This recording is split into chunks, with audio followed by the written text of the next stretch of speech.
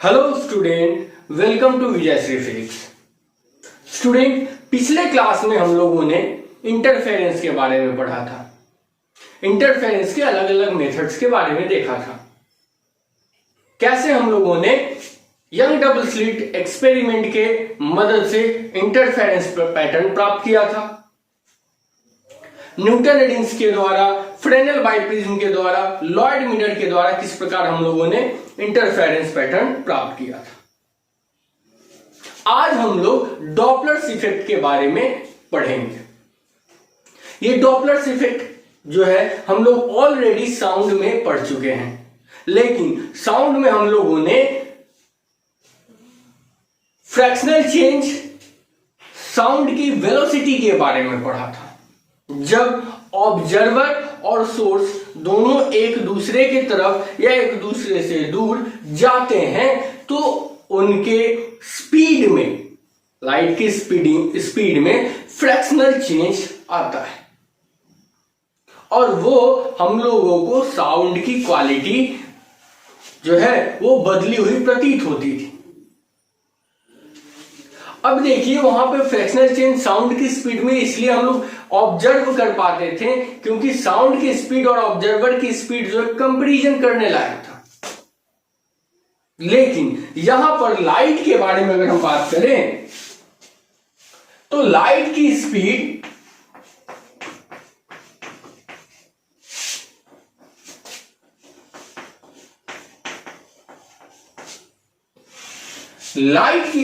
जो है वो ऑब्जर्वर किसी भी फिजिकल ऑब्जेक्ट के मैक्सिमम पॉसिबल स्पीड से बहुत ही आगे तक का है। मतलब हम कोई कंपैरिजन कर नहीं सकते हैं। अगर हम 3 लाख में से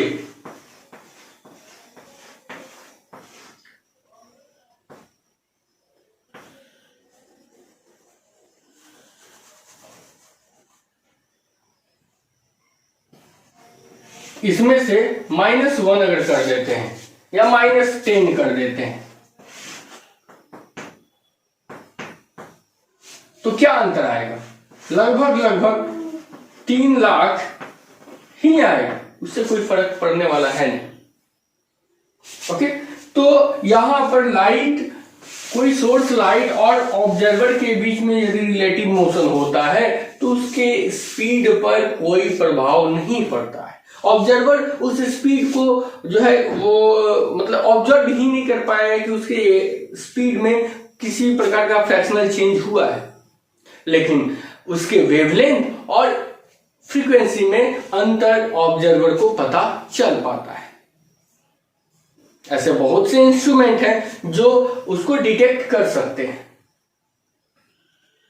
तो ये जो फ्रैक्शनल चेंज है लाइट के फ्रीक्वेंसी और उसके वेवलेंथ में, इसी को हम लोग बोलते हैं डॉपलर्स इफेक्ट। ये किस कारण से होता है? तो ऑब्जर्वर और सोर्स के बीच जो रिलेटिव मोशन है उसके कारण होता है। तो सबसे पहले हम लोग डॉपलर्स इफेक्ट को डिफाइन करते हैं। तो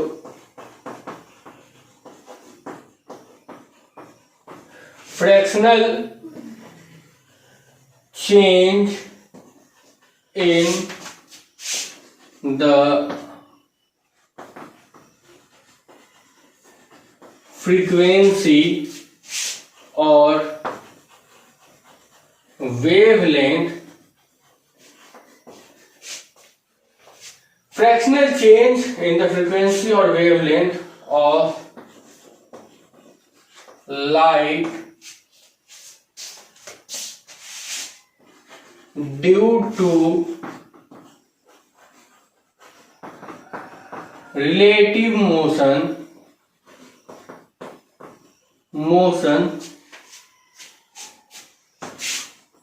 between source and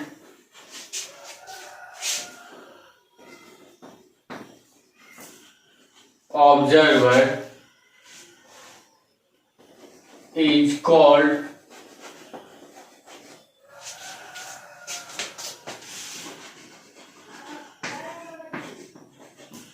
Doppler's effect.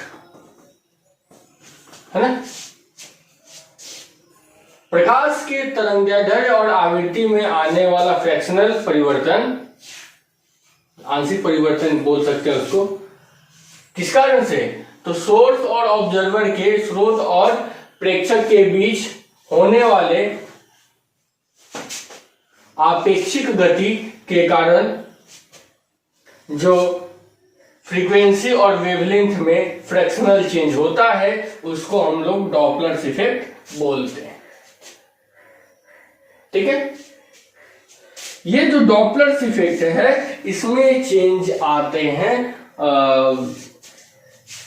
Frequency और वेवलेंथ में ही, उसी को हम लोग ऑब्जर्व कर पाएंगे, वेलोसिटी में ऑब्जर्व नहीं कर पाएंगे, क्योंकि लाइट का स्पीड ऑब्जर्वर के किसी भी प्रकार के ऑब्जर्वर के मैक्सिमम पॉसिबल स्पीड से बहुत ही आगे होगा, इस कारण से हम उसको नहीं ऑब्जर्व कर पाएंगे।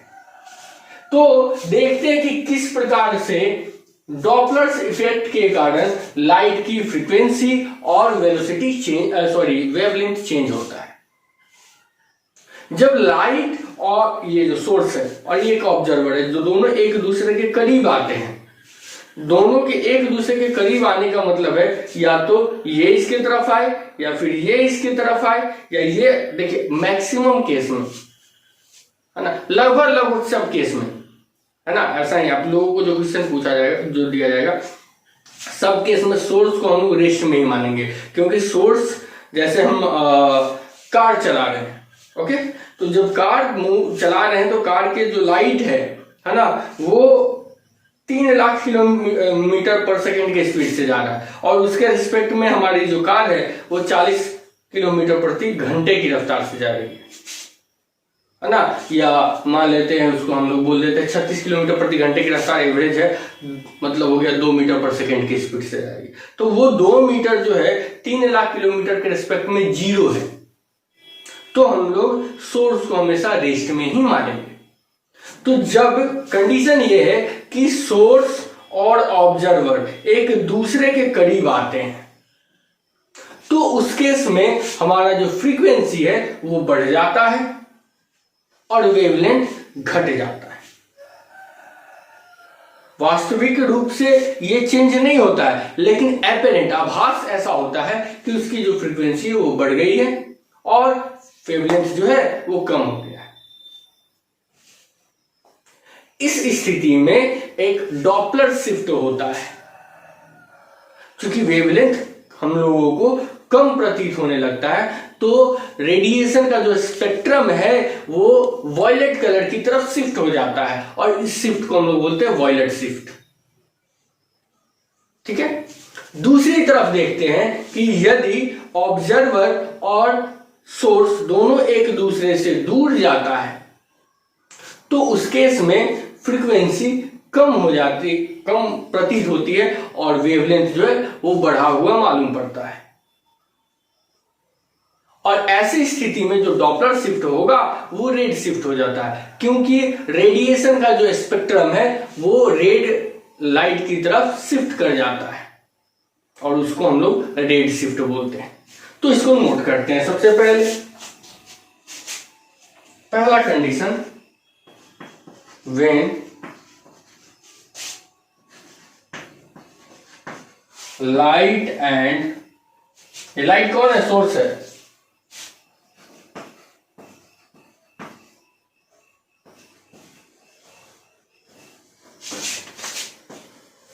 comes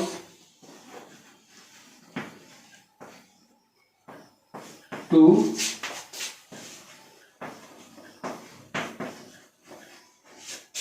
तो ये एक दूसरे के करीब, जैसे कि ऑब्जर्वर है वो लाइट की तरफ कितने स्पीड से आएगा, v स्पीड से आएगा, ठीक है, जो कि लाइट के स्पीड से बहुत ही छोटा है।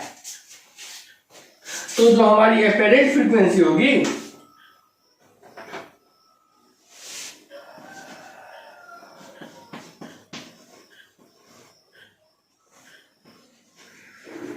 एपेरेंट आभासी आवृत्ति जो होगी वो nu dash it is equal to nu into 1 plus V by C. वो न्यू से कितना टाइम्स बढ़ जाएगा, मतलब nu plus nu into V by C, इतना टाइम्स बढ़ जाएगा। तो v मान लेते हैं जो कुछ भी होगा एकदम काफी फ्रैक्शनल ही ना चेंज होगा। अगर v ये न्यू है इंटू अगर v मान लेते हैं 10 किलोमीटर पर सेकेंड हो जाएगा। ये कितना है, चाहे 3 किलोमीटर पर सेकेंड, और ये कितना 3 लाख किलोमीटर पर सेकेंड। काटेंगे तो कितना रहेगा 0.0000001 इस तरह का आएगा, जो कि इससे मल्टीप्लाई करेंगे तो काफी छोटा वैल्यू आ जाएगा ना, और ये स्मॉल वैल्यू इस पे ज्यादा फर्क पड़ने वाला नहीं है। बट फ्रीक्वेंसी में जो है वो फ्रीक्वेंसी में उतना फर्क नहीं पड़े, लेकिन वेवलेंथ में वो फर्क दिख जाता है। ठीक है, तो ये जो है एपेरेंट फ्रीक्वेंसी, आभासी फ्रीक्वेंसी जो है वो हम लोगों को न्यू डैश इक्वल टू प्राप्त होगा। अगर हम एपेरेंट वेवलेंथ की बात करें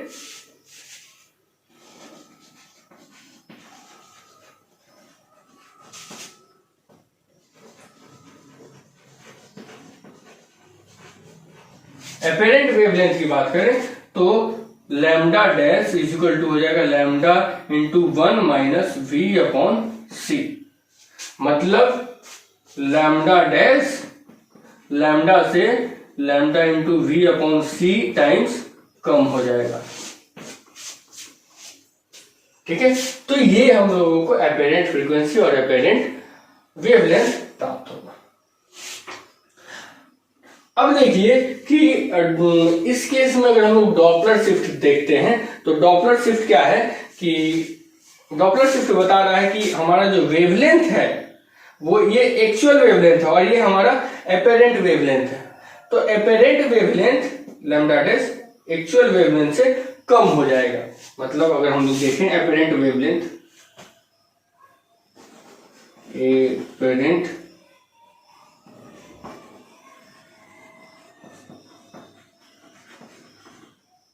एपेरेंट वेवलेंथ इक्वल टू हो जाएगा लैम्डा माइनस लैम्डा डैश बराबर, इसको इधर लेके आए और इसको इधर लेके जाते हैं तो क्या हो जाएगा lambda into V upon C.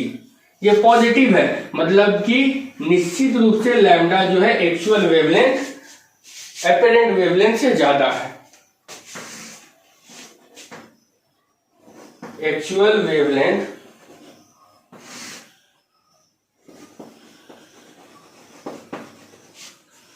is greater than apparent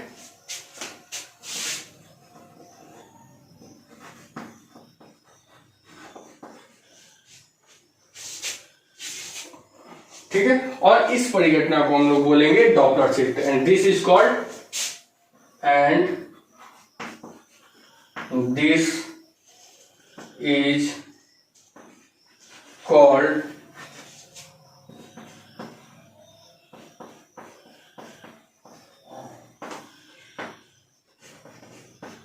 ये डॉपलर शिफ्ट कितना होगा, तो डॉपलर शिफ्ट हो जाएगा हमारे पास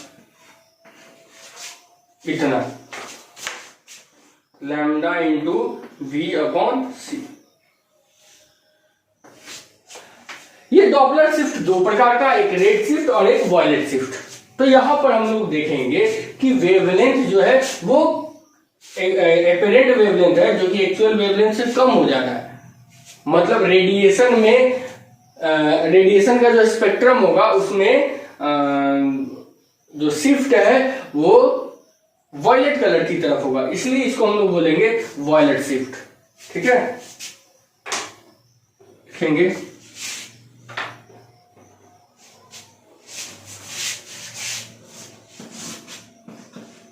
due to this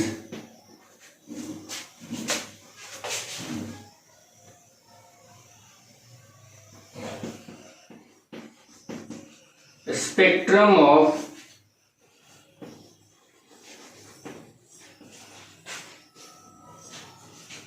radiation shift towards the violet side and this shift is called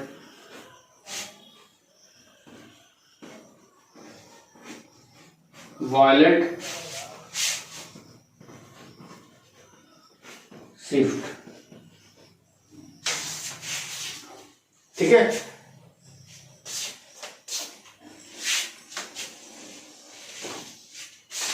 due to this, इस कारण से जो है स्पेक्ट्रम, रेडिएशन का जो स्पेक्ट्रम है वो वॉयलेट साइड के तरफ, वॉयलेट कलर की तरफ शिफ्ट कर जाएगा, है ना, और इसलिए इस शिफ्ट को हम लोग क्या बोलते हैं, वॉयलेट शिफ्ट। तो इसको नोट कीजिए, तब हम लोग देखते हैं जब लाइट जो है वो ऑब्जर्वर से दूर जाती है। स्टूडेंट, अब हम लोग देखेंगे कि जब ऑब्जर्वर और सोर्स एक दूसरे से दूर जाते हैं, when source light and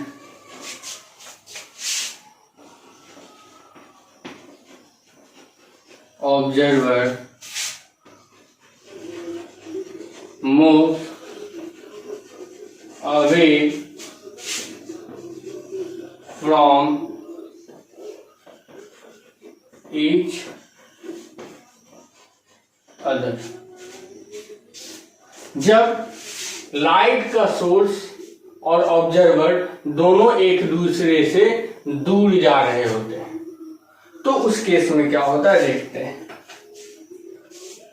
तो जब एक दूसरे से दूर जाएंगे तो उनकी जो फ्रीक्वेंसी है वो एपेरेंट फ्रीक्वेंसी से, एक्चुअल फ्रीक्वेंसी जो है वो एपेरेंट फ्रीक्वेंसी से अधिक हो जाता है। मतलब हम लोगों को उसकी फ्रीक्वेंसी कम प्रतीत होने लगती है और जो वेवलेंथ है, एपेरेंट वेवलेंथ है, वो एक्चुअल वेवलेंथ से अधिक हो जाता है। ठीक है, तो देखते हैं।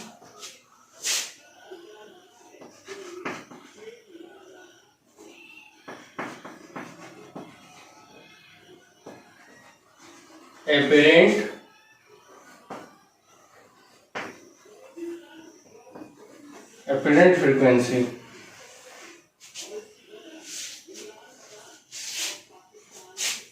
एपेरेंट फ्रीक्वेंसी जो है lambda, sorry nu dash, it is equal to हो जाता है nu into 1 minus V upon C. मतलब न्यू डैश जो है वो न्यू से nu into V upon C times कम हो जाता है। ठीक है, apparent frequency less than actual frequency. ठीक है, एपेरेंट वेवलेंथ की बात करते हैं।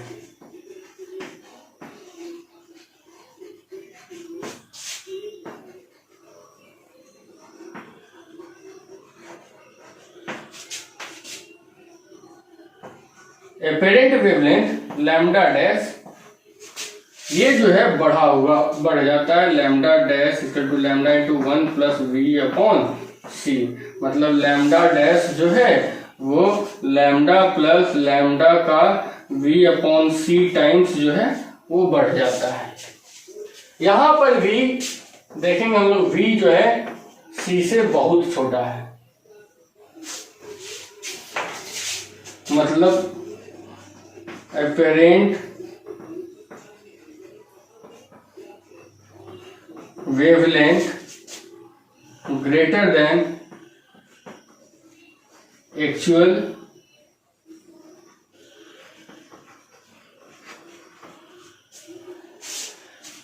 तो डॉपलर शिफ्ट अगर निकालेंगे तो डॉपलर शिफ्ट जो है हम लोगों का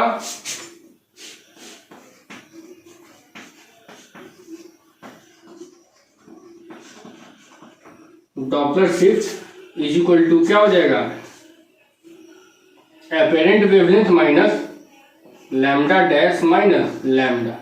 तो lambda dash minus lambda is equal to क्या हो जाएगा, lambda into V upon C. अब देखिए, चूंकि एपेरेंट वेवलेंथ एक्चुअल वेवलेंथ से अधिक है, तो स्पेक्ट्रम का, रेडिएशन का जो स्पेक्ट्रम है वो रेड साइड मूव कर जाएगा, और रेड साइड जब मूव करेगा तो उस डॉपलर शिफ्ट को हम लोग बोलेंगे रेड शिफ्ट। ठीक है, तो इसको नोट करते हैं हम लोग। Since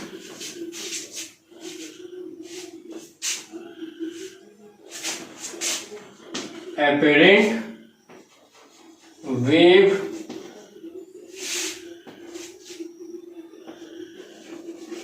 wavelength greater than actual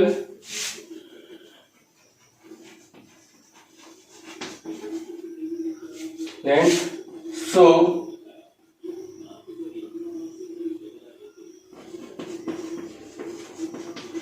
spectrum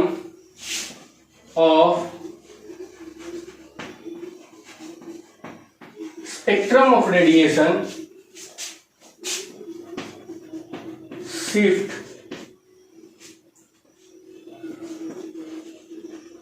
toward spectrum of radiation shifts towards red side, and so the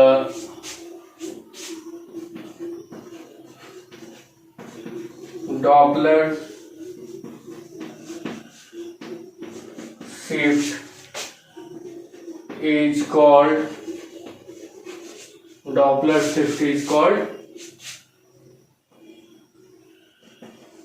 a red shift।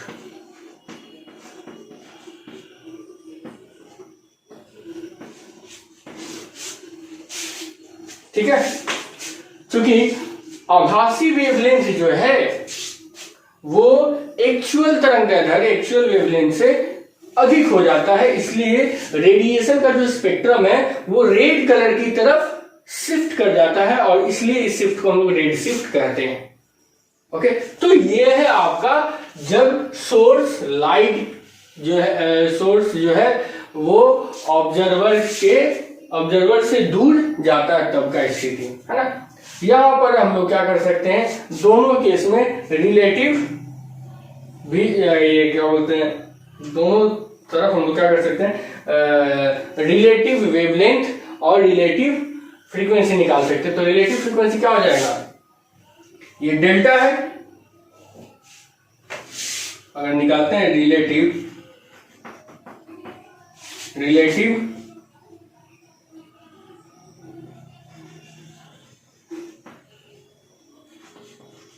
It is equal to क्या हो जाएगा, डेल्टा लैम्डा अपॉन लैम्डा। तो डेल्टा लैम्डा कितना हो जाएगा, lambda dash up minus lambda, इस case में lambda dash minus lambda हो जाएगा अपॉन लैम्डा। तो इसका वैल्यू कितना है, lambda into V upon C बट्टा लैम्डा, लैम्डा लैम्डा कट जाएगा, तो delta lambda is equal to V upon C. ये दोनों केस के लिए हो जाएगा, ये दोनों केस के लिए हो जाएगा, है ना। यहां पर देखिए डेल्टा लैम्डा क्या दिखा रहा है कि वेवलेंथ जो है वो इतना times V upon C times increase करेगा, और पहले वाले केस में रिलेटिव वेवलेंथ क्या दिखाएगा कि ये इतना टाइम्स डिक्रीज करेगा। ओके, तो ये है हमारा डॉपलर इफेक्ट, इसको नोट कीजिए। इसके बाद देखेंगे इसका प्रैक्टिकल यूज जो है वो क्या क्या हो सकता है। स्टूडेंट, अब हम लोग देखेंगे application of Doppler effect. Okay,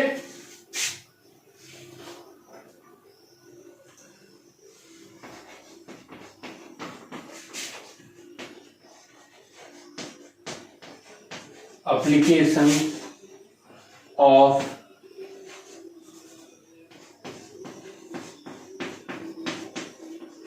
Doppler effect।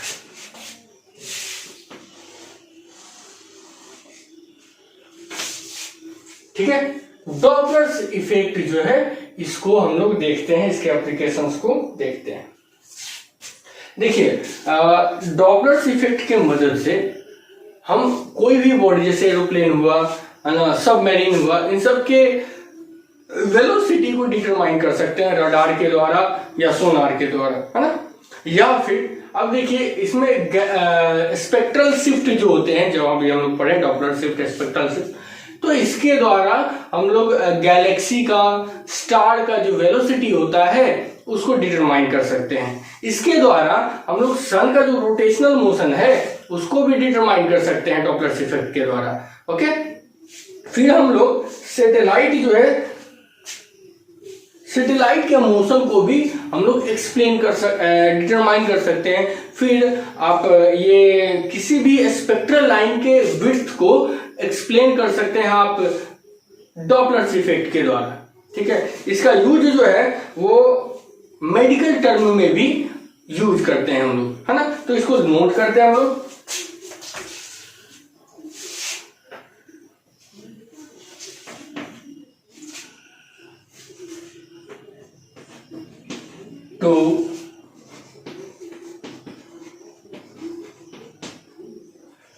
To determine the velocity of objects, किस तरह का ऑब्जेक्ट, तो एरोप्लेन,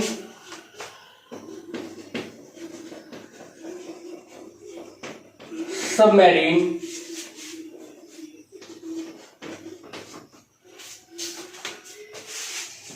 using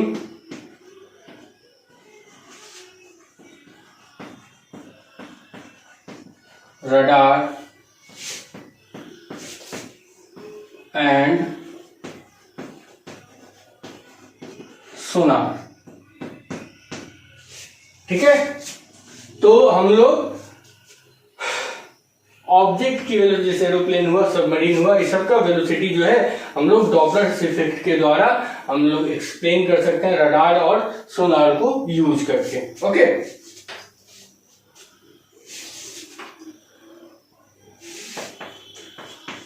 तो determine the velocity of star and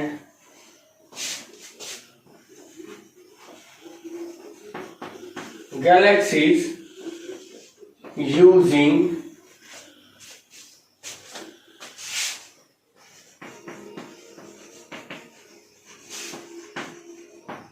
spectral shift. ठीक है, उसके बाद हम लोग टू डिटरमाइन द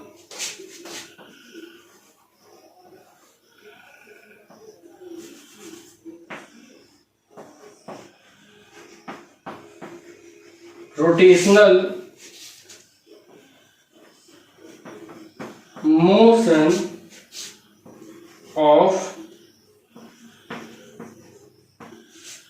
सन के रोटेशनल मोशन को भी हम लोग एक्सप्लेन कर सकते हैं। इसके द्वारा हम लोग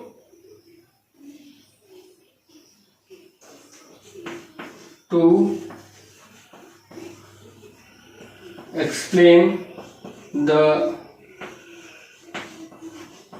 width of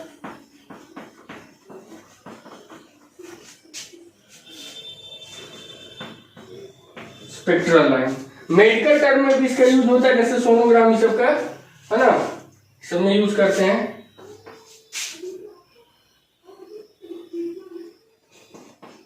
it is also used in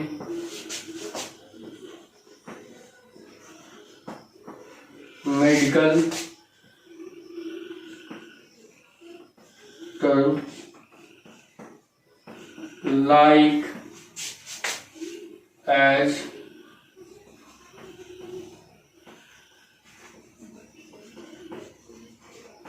sonography।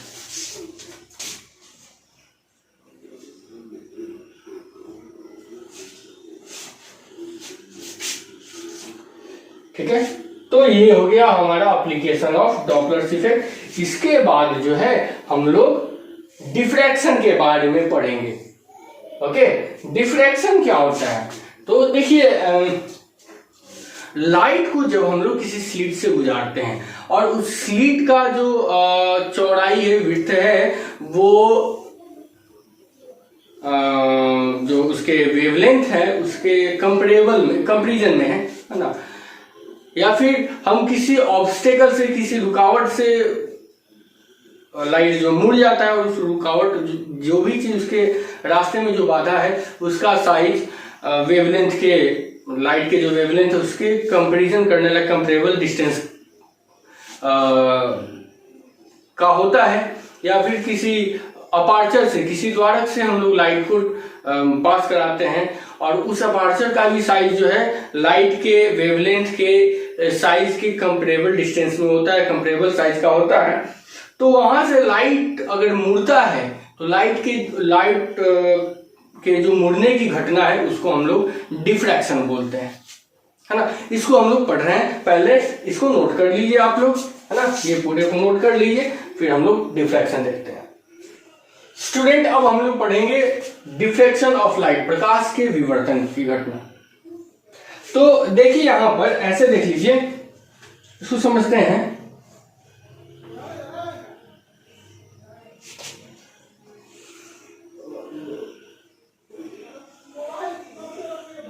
ये स्क्रीन है और ये जो है विड्थ है, स्लिट की विड्थ, इसको हम लोगों ने डी माना। ओके, लाइट जो है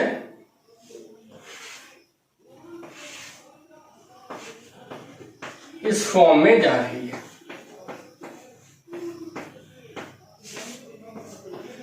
यहां से यहां तक जो है हमने लाइट का लैम्डा, लाइट का वेवलेंथ यहां से यहां माना, ठीक है। और ये है, अब जो है लाइट जो है ऐसे जा रहा है, तो यहां पर इस तरीके से ये जा रहा है। हम देख रहे हैं कि अगर ये डी जो है ये बहुत ही बड़ा हो लैम्डा की तुलना में, तो यहाँ पर यूनिफॉर्म इंटेंसिटी का डिस्ट्रीब्यूशन हो जाएगा इस स्क्रीन पे, यूनिफॉर्म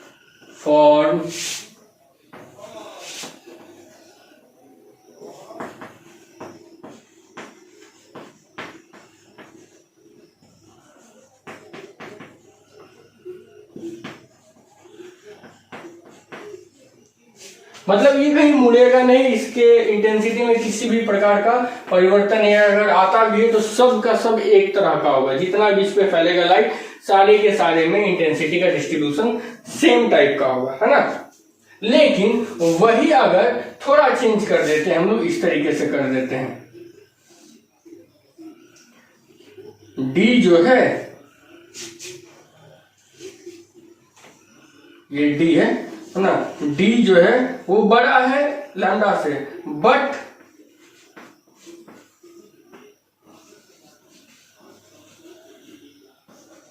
कंपेरेबल है, और यहां पर स्क्रीन है।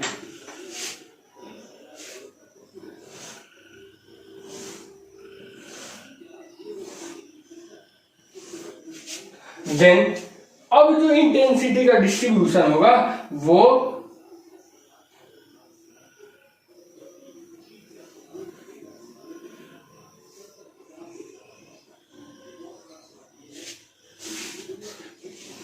नॉन यूनिफॉर्म हो जाएगा, है ना। यहां पर क्या हो जाएगा, नॉन यूनिफॉर्म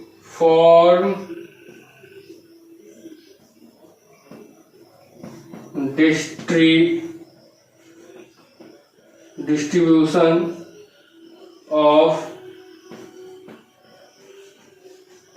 लाइट। यहां पर मैक्सिमम इंटेंसिटी मिलेगी।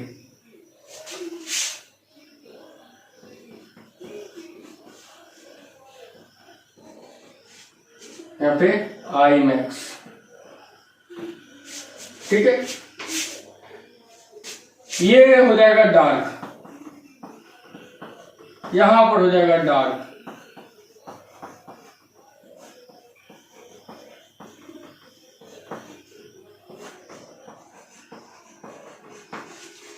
तो कहीं पे उजाला है, कहीं पर अंधेरा है, मतलब इंटेंसिटी जो है, लाइट की जो इंटेंसिटी है एक समान रूप से नहीं बटी हुई है।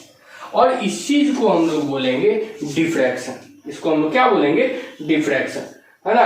कि इसको डिफाइन करने के लिए हम लोग ऐसे कर सकते हैं कि लाइट के किसी अपर्चर या किसी ऑब्स्टेकल से मुड़ने की जो घटना है उसको हम लोग बोलते हैं diffraction of light.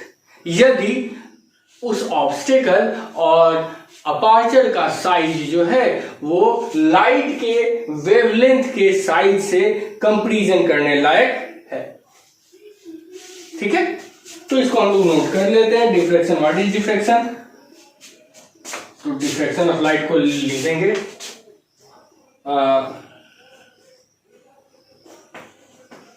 Bending of light from the corner of bending of light from the corner of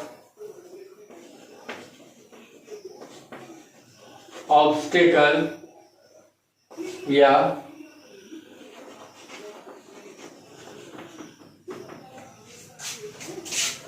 aperture which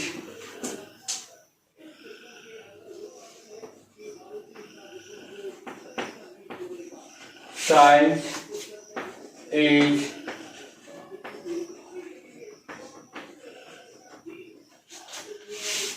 comparable to the wavelength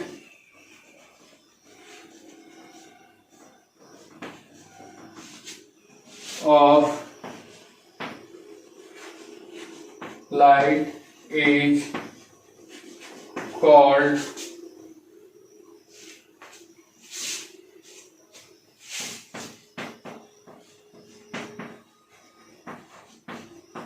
diffraction of light, ठीक है। लाइट को प्रकाश के किसी बाधा या किसी द्वारक के कोने से मुड़ने की घटना प्रकाश का विवर्तन कहलाता है यदि उस द्वारक या उस बाधा का जो साइज है, आकार, वो प्रकाश के तरंगदैर्ध्य के आकार से तुलना किए जाने लायक हो। तो ये हो जाता है डिफ्रैक्शन ऑफ लाइट। देखिए डिफ्रैक्शन जो है ये सभी प्रकार के वेव्स के लिए है ना। जितना ज्यादा मतलब वेवलेंथ होगा, वेवलेंथ का मतलब साइज जितना अधिक होगा, वेवलेंथ का आकार जितना अधिक होगा किसी भी वेव का, उसका डिफ्रैक्शन जो है ऑब्जर्वर के द्वारा इजिली ऑब्जर्व किया जा सकता है। जैसे हम साउंड वेव का डिफ्रैक्शन पैटर्न जो है, डिफ्रैक्शन आसानी से ऑब्जर्व कर सकते हैं, क्योंकि साउंड का जो वेवलेंथ है वो लाइट के वेवलेंथ की तुलना में बहुत अधिक होता है। तो डिफ्रैक्शन से रिलेटेड कुछ पॉइंट्स हैं, उसको हम लोग नोट कर लेते हैं, फिर देखेंगे कि डिफ्रैक्शन कितने प्रकार के होते हैं, डिफ्रैक्शन का जो इंटेंसिटी है ना, उसके फ्रिंज का विड्थ, ये सब देखेंगे। ओके, तो पहले इसको नोट कीजिए। तो डिफ्रैक्शन के लिए अब हम लोग कुछ पॉइंट्स जो है वो नोट कर लेते हैं। डिफ्रैक्शन जो है वो सभी प्रकार के वेव्स के लिए होता है ना।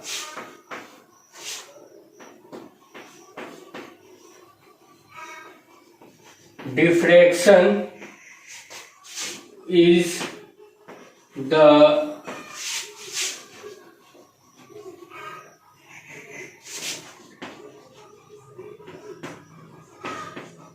characteristic of all types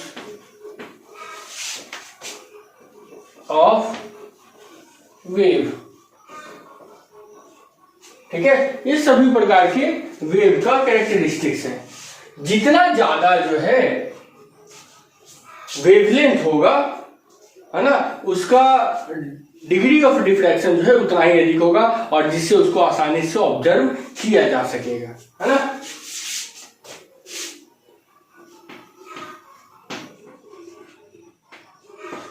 Higher the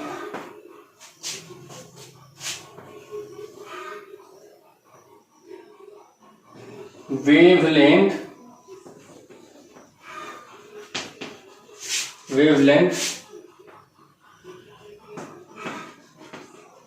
greater the degree of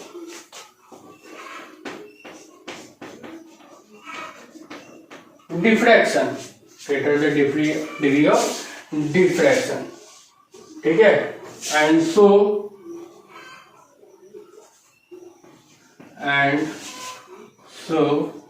it is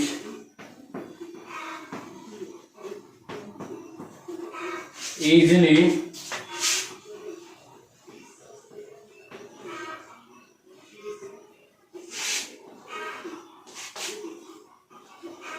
observable. ठीक है, अब देख लीजिए कि जितना ज्यादा वेवलेंथ होगा उतना ही ज्यादा डिग्री ऑफ डिफ्रैक्शन होगा, जिससे आसानी से उसको ऑब्जर्व किया जा सकता है। और यही कारण है कि lambda of sound greater than lambda of light, that's why we can easily observe the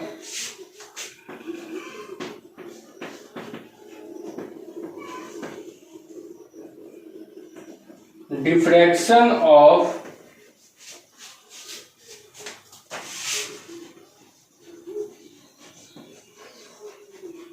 sound wave, है ना। हम लोग आसानी से साउंड वेव का डिफ्रैक्शन इसीलिए ऑब्जर्व कर पाते हैं क्योंकि साउंड का जो वेवलेंथ है वो लाइट के वेवलेंथ की तुलना में काफी अधिक होता है। ओके, अच्छा, ये ऑब्स्टेकल है, ये है ऑब्स्टेकल। ठीक है, ये स्क्रीन है, यहां से स्लिट से जो लाइट जा रही है,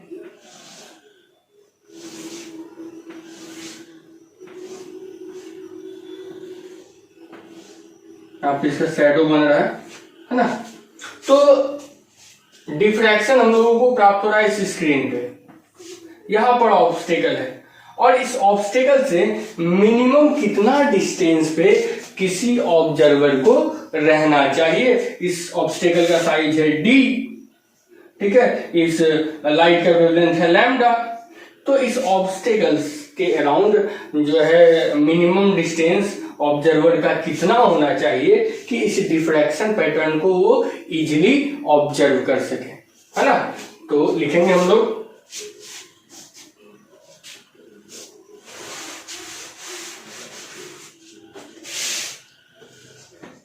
the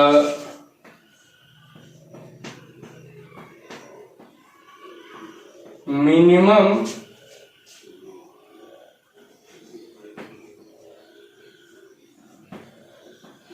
distance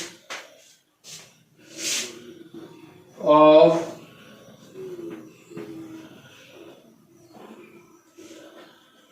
observer from the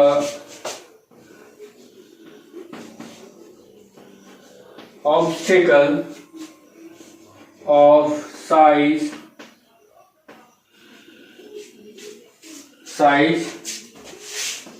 D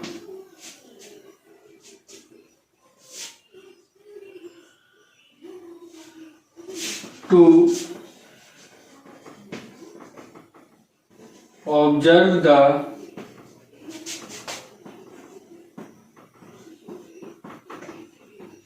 diffraction of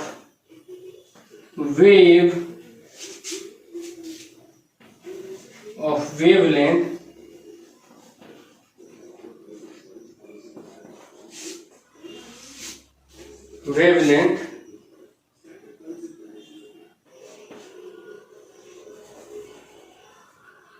lambda around the obstacle. Minimum distance of observer from the obstacle of size D. Obstacle का साइज कितना है? D है. To observe the diffraction of wavelength lambda. Lambda wavelength, lambda तरंगदैर्घ्य वाले तरंग का जो विवर्तन है उसको ऑब्जर्व करने के लिए किसी ऑब्जर्वर को ऑब्स्टेकल से, बाधा से कितनी दूर पे होना चाहिए?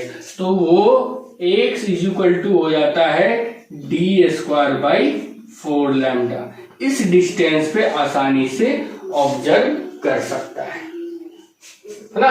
तो हम लोगों को डिफ्रैक्शन के बारे में ये पता चल गया कि डिफ्रैक्शन जो है सभी प्रकार के वेव का कैरेक्टरिस्टिक्स है ना. जितना ज्यादा वेवलेंथ होगा उसका डिग्री ऑफ डिफ्रैक्शन उतना ही अधिक होगा और उससे हम आसानी से उसके डिफ्रैक्शन को प्राप्त कर सकते हैं, ऑब्जर्व कर सकते हैं, प्रेक्षण उसका कर सकते हैं. ठीक है. यही कारण है कि साउंड का जो डिफ्रैक्शन है वो आसानी से हम लोग मतलब ऑब्जर्व कर पाते हैं. किसी भी डिफ्रैक्शन पैटर्न को ऑब्जर्व करने के लिए किसी ऑब्स्टेकल से ऑब्जर्वर की जो डिस्टेंस है वो मिनिमम d²/4 लैम्डा होना चाहिए, है ना, जहां पे लैम्डा उस वेव का वेवलेंथ होगा. तो ये हो जाता है आपको डिफ्रैक्शन के रिगार्डिंग कुछ इंपॉर्टेंट पॉइंट्स. आप जानते हैं कि डिफ्रैक्शन कितने प्रकार के होते हैं. तो डिफ्रैक्शन बेसिकली दो प्रकार के होते हैं. एक आप लोग देखेंगे फ्रेनेल डिफ्रैक्शन और एक देखेंगे फ्रॉनहोफर डिफ्रैक्शन. तो हम लोग पहले इसको नोट कर लीजिए, फिर हम लोग देखते हैं टाइप्स ऑफ डिफ्रैक्शन. स्टूडेंट अब हम लोग देखेंगे टाइप्स ऑफ डिफ्रैक्शन, है ना. Types of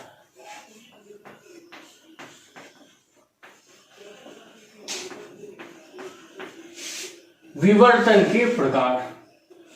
their are 2 types of diffraction. पहला हो जाएगा फ्रेनेल डिफ्रैक्शन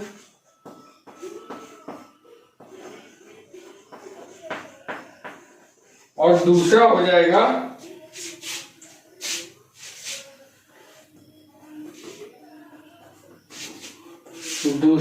आपका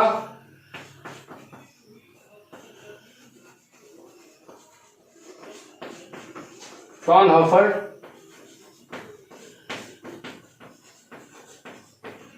डिफ्रैक्शन. ठीक है. पहला फ्रेनेल डिफ्रैक्शन, दूसरा फ्रॉनहोफर डिफ्रैक्शन. तो सबसे पहले हम लोग फ्रेनेल डिफ्रैक्शन के बारे में देखते हैं.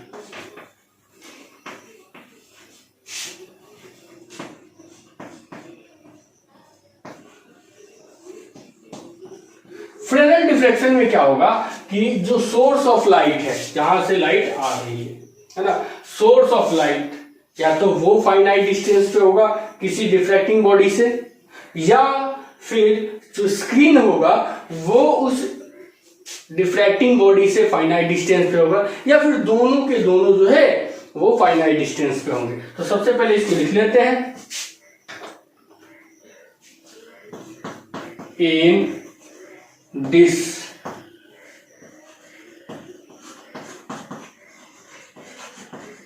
diffraction either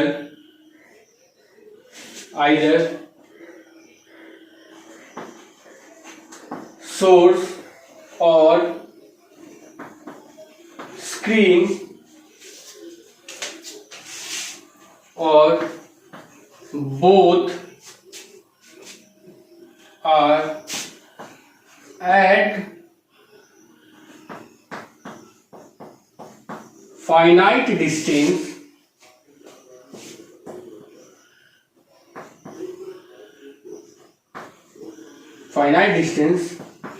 from the observer, from the obstacle. यही ना ऑब्स्टेकल है जो कि फ्रेनेल डिफ्रैक्शन करा रहा है, जो कि रे को डिफ्रैक्ट करा रहा है ना।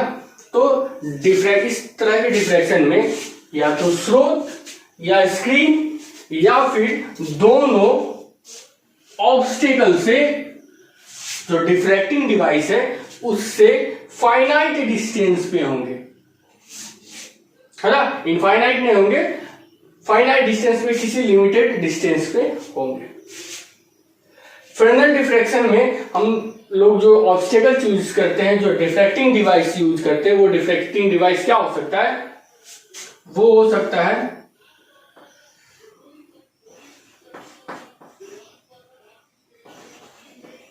Straight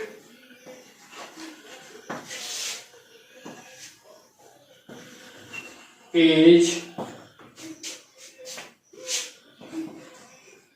thin wire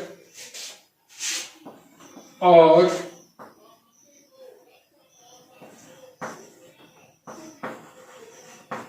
opaque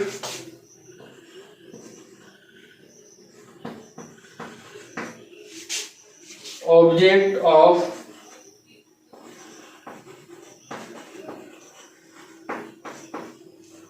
comparative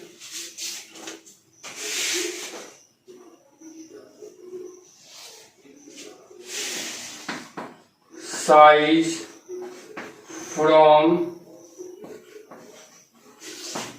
the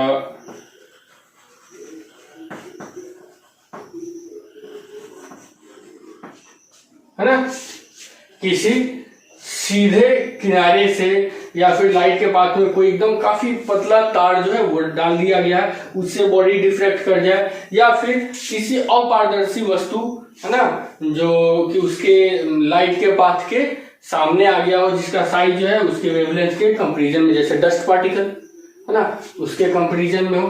तो उस तरह के बॉडी जो अगर लाइट के सामने आते हैं तो ये सारे के सारे लाइट को डिफ्रैक्ट कर देते हैं और ये डिफ्रैक्टिंग बॉडी हो जाते हैं, ये ऑब्स्टेकल की तरह काम करते हैं, है ना। और ये फ्रेनेल डिफ्रैक्शन का होता है। जैसे देख लीजिए, एक हम लोग, ये स्लिट है और ये स्क्रीन है ना, इस कॉर्नर से लाइट डिफ्रैक्ट करके स्ट्रेट एज है,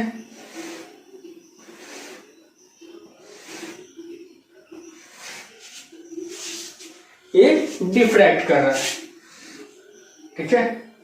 ये जो डिफ्रैक्शन है, या फिर इसके पाथ में हम लोग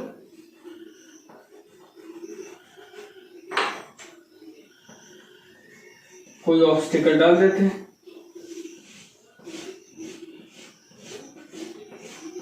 तो ये डिफ्रैक्शन भी क्या कहलाएगा? फ्रेनेल डिफ्रैक्शन कहलाएगा, है ना। ये यहां से यहां तक क्या हो जाएगा? डी, इसका वेवलेंथ है लैम्डा, ठीक है। और इसका जो साइज है, साइज ग्रेटर देन हो सकता है लैम्डा, बट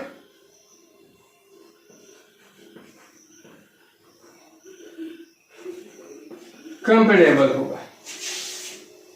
ठीक है, तो ये जो डिफ्रैक्शन हम लोगों को मिलेगा,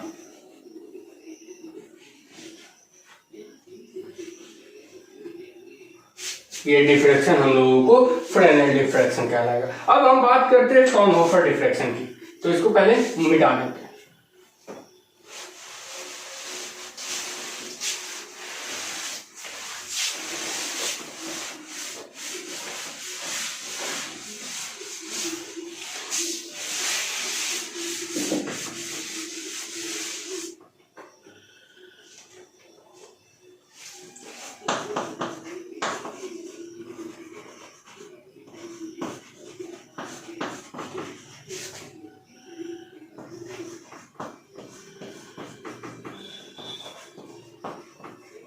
फ्रॉनहोफर डिफ्रैक्शन, ठीक है, फ्रॉनहोफर डिफ्रैक्शन क्या होता है, तो इसमें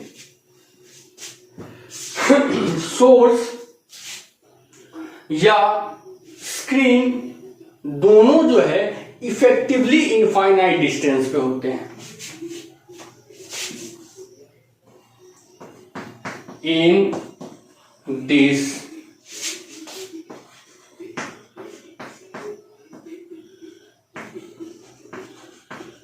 डिफ्रैक्शन सोर्स और screen both are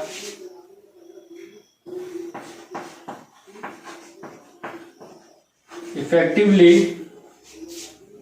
at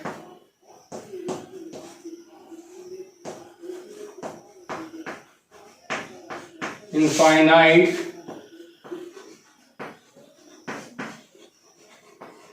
distance, है ना। इस तरह की जो डिफ्रैक्शन होगा, diffraction in this diffraction source और screen both are effectively at infinite distance, है ना। और इसमें जो है हम किसी अपार्चर से, किसी द्वारक से डिफ्रैक्शन कराते हैं। जैसे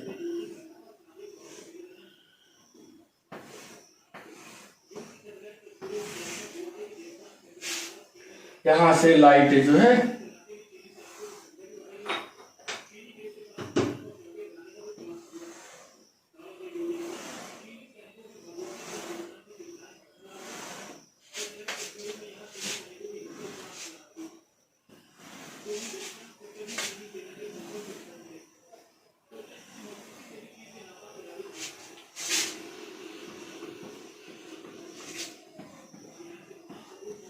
यहां पर जो डिफ्रैक्शन होगा,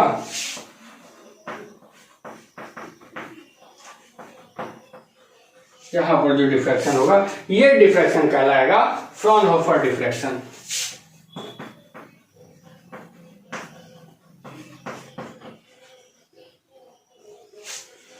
इस द्वारक से, इस अपार्चर से हम लाइट को डिफ्रैक्ट करा रहे हैं। यहां पर जो है डिफ्रैक्टिंग बॉडी, ये क्या हो सकता है, तो ये डिफ्रैक्टिंग बॉडी हो सकते हैं सिंगल स्लिट, डबल स्लिट, है ना, डिफ्रैक्शन ग्रेटिंग, ये सारे के सारे हमारा फ्रॉनहोफर डिफ्रैक्शन में जो इनफाइनाइट डिस्टेंस फ्रॉम द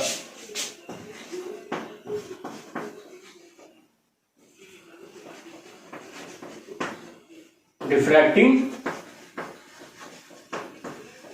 ना, ये डिफ्रैक्टिंग बॉडीज हो सकते हैं। तो फ्रॉनहोफर डिफ्रैक्शन में क्या है कि डिफ्रैक्टिंग बॉडी से सोर्स या स्क्रीन दोनों के दोनों इफेक्टिवली इनफाइनाइट डिस्टेंस पे होंगे। ठीक है, तो हम लोग देख लेते हैं कि इसमें डिफ्रैक्टिंग बॉडी कौन कौन से हो सकते हैं।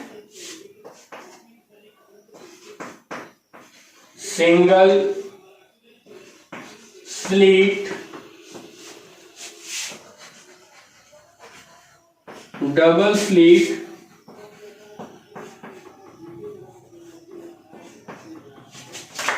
और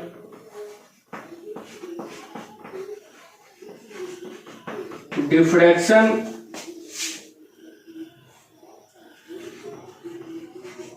grating be the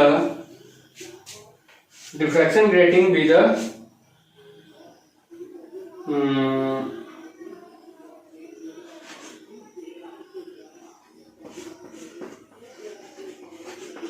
diffracting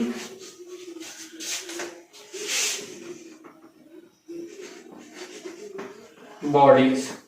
तो ये हो सकते हैं डिफ्रैक्टिंग बॉडीज। ठीक है, अब हम लोग देखेंगे सिंगल स्लिट से डिफ्रैक्शन। पहले इसको नोट कर लीजिए स्टूडेंट। अब हम लोग देखेंगे diffraction from single slit.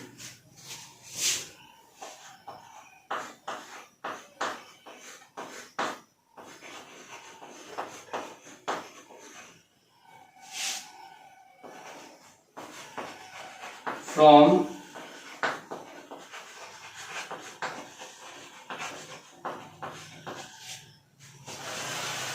Single slit से डिफ्रैक्शन देखेंगे।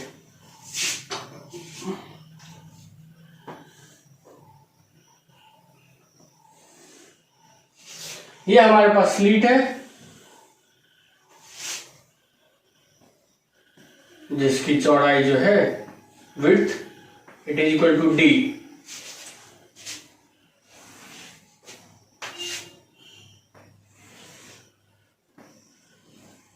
यहां पॉइंट पी पर हम लोग डिफ्रैक्शन पैटर्न, तो यहां से यहां तक का जो पाथ लेंथ है वो है x और इससे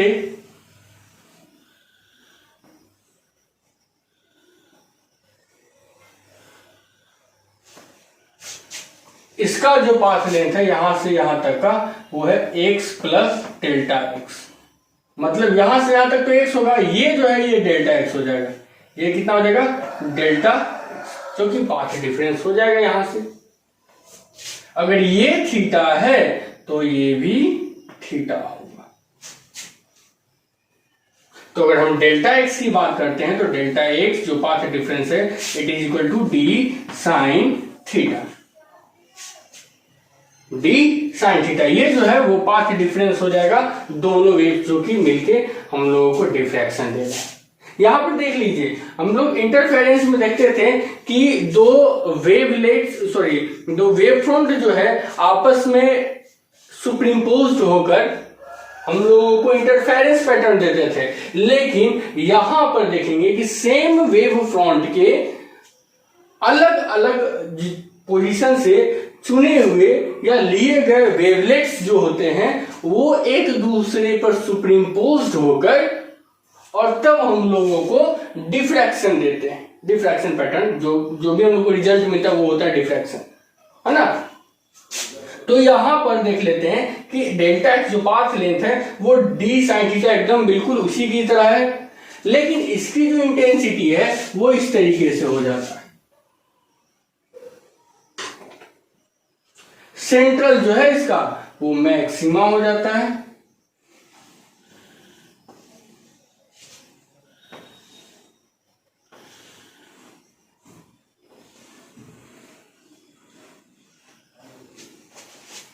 ये सेंट्रल जो है वो मैक्सिमा।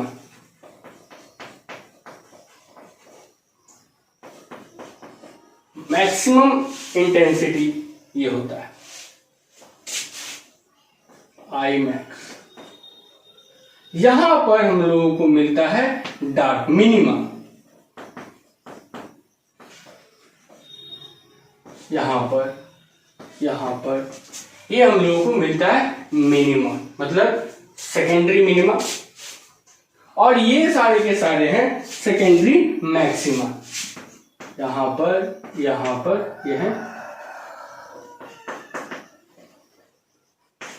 ब्राइट फ्रिंज मिलेगा और यहां पर डार्क मिलेगा। ये देखिए सेंट्रल जो होते हैं, सेंट्रल का जो थिकनेस है, सेंट्रल का थिकनेस सबसे ज्यादा होता है। ये बीटा नॉट हो गया अगर ये आई नॉट है तो। बाकी सारे के सेम टू सेम होते हैं, बाकी बीटा बीटा बीटा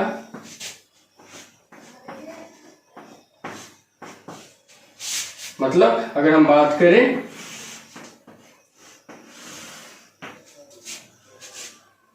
तो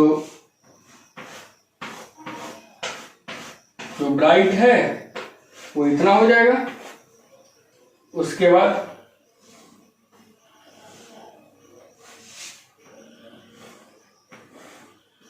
डार्क,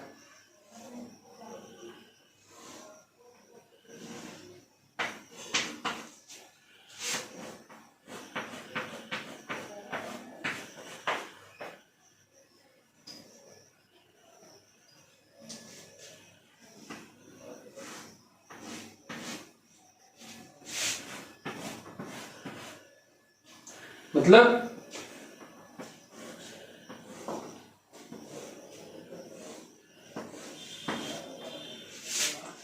ये बीटा नोड जो होता है, बीटा नोड, ये बाकी के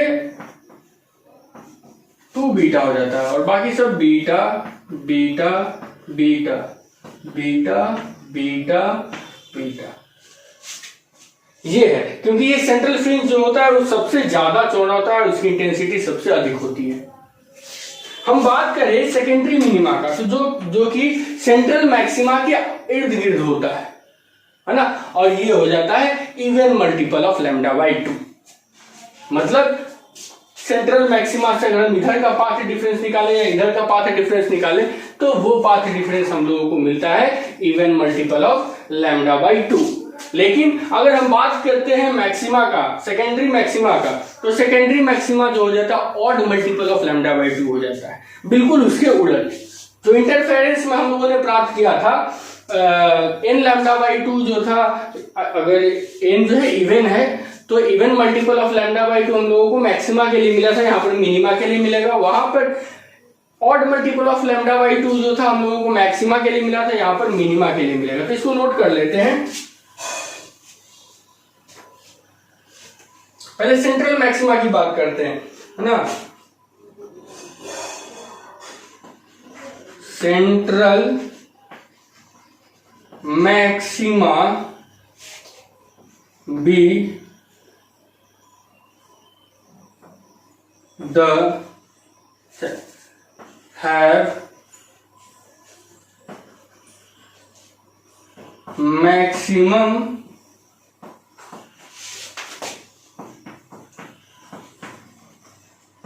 intensity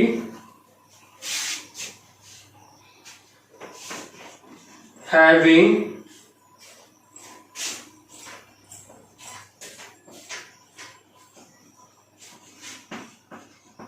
linear bandwidth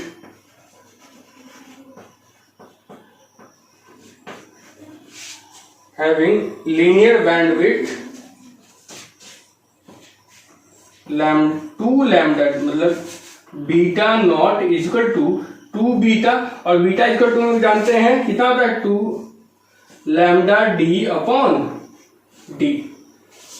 वही अगर हम बात करें एंगुलर बैंडविड्थ की, angular band width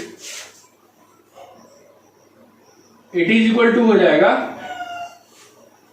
alpha, it is equal to हो जाएगा 2 लैम्डा बाई डी। ठीक है, ये हो जाता है सेंट्रल मैक्सिमा का। अगर हम बात करते हैं सेकेंडरी मिनिमा का, तो सेकेंडरी मिनिमा का पाथ डिफरेंस हो जाता है, path difference of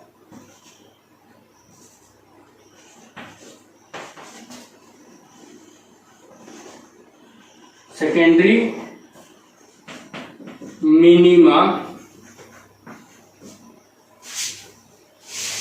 delta X is equal to N lambda. ठीक है, और एन लैम्डा बाई 2।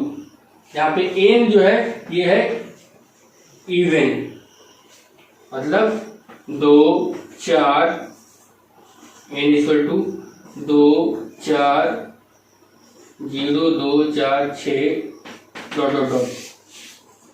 ठीक है।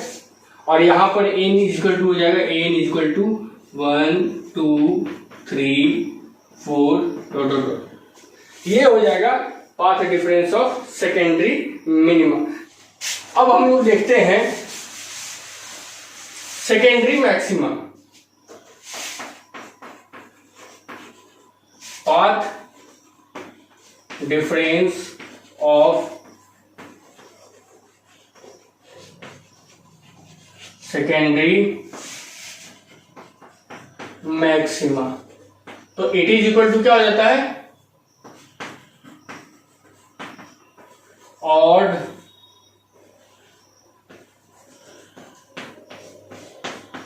ऑफ लैम्डा बाई 2, मतलब 2n-1 लैम्डा बाई 2। यहां पर n इक्वल टू कितना हो जाएगा, 1 2 3 ... ओके, तो ये हो जाता है हमारा मैक्सिमा और मिनिमा का पाथ डिफरेंस। ठीक है, तो इसको नोट कीजिए स्टूडेंट। अब हम लोग इंटरफेरेंस और डिफ्रैक्शन में कंपैरिजन करेंगे। ठीक है, comparison between interference and diffraction, है ना। मतलब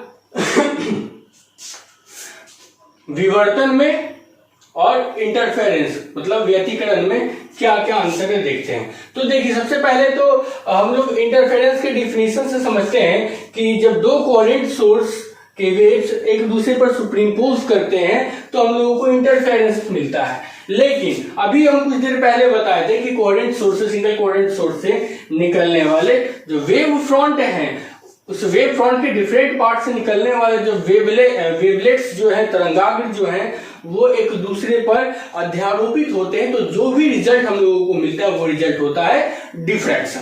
ठीक है, अगर हम बात करें फ्रिंज विड्थ की, तो इंटरफेरेंस में सारे के सारे जो है फ्रिंज, उनका विड्थ जो है सेम होता है लैम्डा डी बाई डी का। लेकिन डिफ्रैक्शन में ऐसा नहीं है। डिफ्रैक्शन में जितने भी सेकेंडरी हैं वो सारे के सारे सेम विड्थ के होंगे। लेकिन अगर हम बात करें सेंट्रल का, तो सेंट्रल मैक्सिमा डबल हो जाता है, सेकेंडरी के डबल हो जाता है। मतलब beta not equal to 2 beta होता है, it is equal to 2 lambda D by D हो जाता है। ओके, अगर हम बात करें तो सारे इंटेंसिटी मतलब सारे फ्रिंज है, सबका इंटेंसिटी सेम होता है इंटरफेरेंस में। लेकिन जैसे जैसे डिफ्रैक्शन में जैसे जैसे मैक्सिमा का ऑर्डर डिक्रीज होते जाता है, उसी प्रकार से इंटेंसिटी भी जो है वो डिक्रीज करते जाते हैं मैक्सिमा। जैसे अगर हम यहां पे देखते हैं, यहां से इंटेंसिटी, यहाँ की जो इंटेंसिटी है उससे कम यहाँ का, उससे कम यहाँ का, मतलब जैसे जैसे ये आगे की ओर बढ़ते जाएगा, पॉजिटिव की ओर जाएगा, उसकी इंटेंसिटी घटते जाएगी। फिर इधर भी जाएगा मैक्सिमम नेगेटिव की ओर, तो उसकी इंटेंसिटी क्या हो जाती जाती है, घटते जाती है। ओके, तो intensity decreases as the order maximum increases. अगर इधर बात करते हैं तो इसकी इंटेंसिटी जो है, मिनिमा की जो इंटेंसिटी है वो 0 हो जाता है। कब? जब दो आइडेंटिकल वेव एक दूसरे के अपोजिट फेज में एक दूसरे पर सुपरिम्पोज होती है। मतलब कि phi is equal to phase difference दोनों के बीच अगर 180 डिग्री का होता है तो हमारा जो इंटेंसिटी है वो इंटरफेरेंस के दौरान 0 प्राप्त होता है। लेकिन डिफ्रैक्शन में ऐसा नहीं होता है, डिफ्रैक्शन में इंटेंसिटी 0 नहीं हो पाता है।